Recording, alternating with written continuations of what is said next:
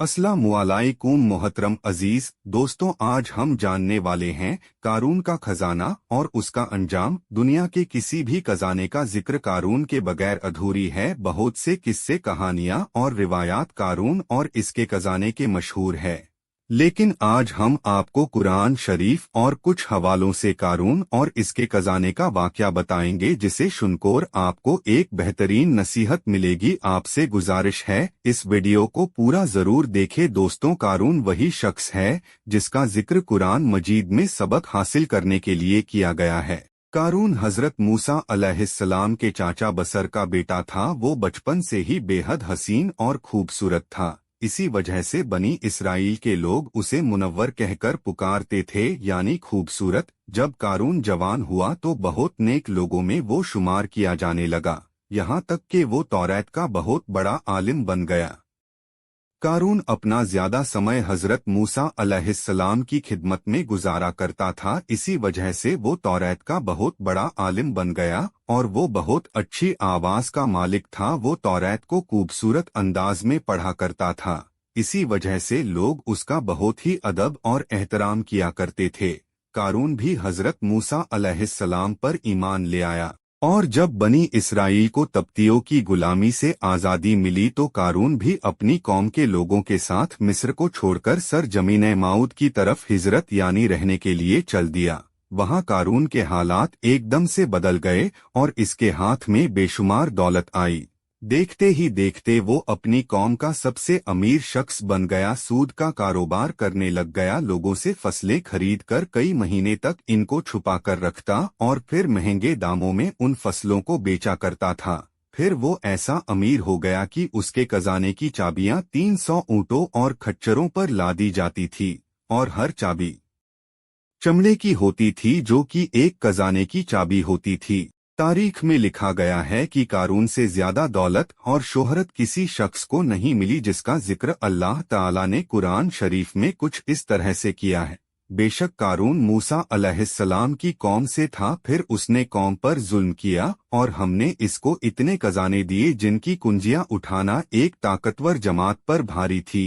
एक और जगह पर अल्लाह ताला ने इरशाद फरमाया है, जब कारून से उसकी कौम ने कहा, घमंड मत करो, बेशक अल्लाह ताला इतराने वालों को पसंद नहीं करता, और जो दौलत तुझे अल्लाह ताला ने दिया है इसके जरिए से अपनी आखिरत को बेहतर कर और अल्लाह को राजी कर और एहसान कर, जैसा अल्लाह ताला ने तुझ पर एहसान किया, और जमीन में फसाद मत कर, बेशक अल्लाह ताला फसादियों को पसंद नहीं करता। मोहतरम अजीज दोस्तों, कारून शुरू में हजरत मूसा अलैहिस्सलाम के मानने वालों में शामिल था। एक दिन अल्लाह ताला ने हजरत मूसा अलैहिस्सलाम को ज़कात का हुक्म दिया। हजरत मूसा अलैहिस्सलाम ने अल्लाह के हुक्म के मुताबिक अपनी कौम को ज़कात निकालने का हुक्म दिए, तो ये सुनकर कारून ने भी हजरत मूसा अलैहिस्सलाम ये से वादा किया कि वो भी अपने माल का 1000वां हिस्सा ज़कात में दिया करेगा। जब इसने अपने माल का हिसाब लगाया तो एक बहुत बड़ी रकम ज़कात की निकल रही थी। उसके बाद इसके दिल में लालच पैदा हो गई और वो ज़कात के खिलाफ हो गया। उसने एक गंदी चाल चली। उसने बनी इसराइल में से ही एक गिरोह को जमा किया जो उसके हिमायती थे। उन्हें जमा किया और कहा, ए बनी इसराइल के लोगों, मूसा अलैहिस्सलाम ने हमें कई हुक्म दिए जिसे हम सब ने माना और उस पर अमल किया, लेकिन अब मूसा का इरादा बदल गया है। अब वो तुमसे तुम्हारा दौलत छीन लेना चाहते हैं। कारून ने अपनी कौम में से एक औरत को कुछ पैसे देकर हजरत मूसा अलैहिस्सलाम पर इल्जाम लगाने के लिए भी कहा, ताकि हजरत मूसा अलैहिस्सलाम को बुरा साबित किया जा सके। उसके बाद उसने अपने कौम के लोगों को जमा किया और हजरत मूसा अलैहिस्सलाम से पूछा कि जिना की क्या सजा है।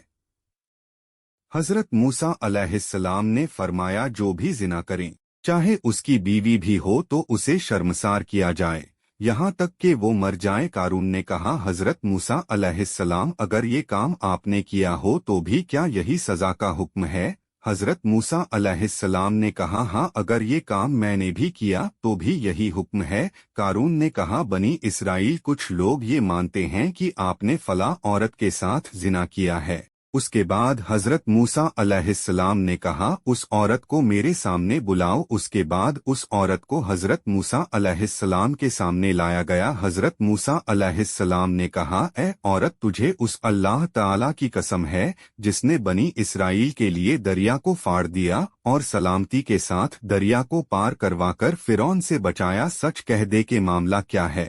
قارون کا خزانہ اور اس کا انجام۔ حضرت موسیٰ علیہ السلام کے جلال سے وہ عورت سہم کر کانپنے لگی اور اس نے پورے مجمع کے سامنے صاف صاف کہہ دیا کہ اے اللہ تعالیٰ کے نبی، مجھے قارون نے بہت دولت دے کر آپ علیہ السلام پر جھوٹا الزام لگانے کے لیے کہا ہے۔ اس کے بعد حضرت موسیٰ علیہ السلام اللہ کی بارگاہ میں سجدہ شکر میں گر پڑے اور سجدے کی حالت میں ہی حضرت موسیٰ علیہ السلام نے یہ دعا مانگی، یا اللہ قارون پر اپنا عذاب نازل کر دے۔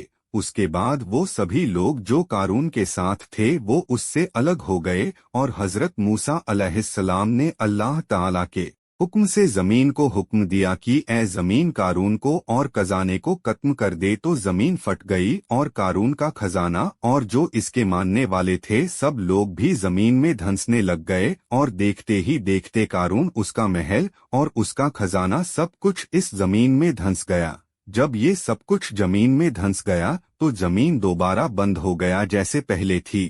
محترم عزیز دوستوں، ہمیں جو چیز دی گئی ہے وہ صرف دنیا تک ہی ساتھ رہنے والی اور کام آنے والی ہے، جبکہ قارون کو بھی دنیاوی زندگی کا سامان دیا گیا اور اس نے اس پر غرور اور تکبر کیا تو وہ بھی فرعون کی طرح عذاب سے نہیں بچ سکا۔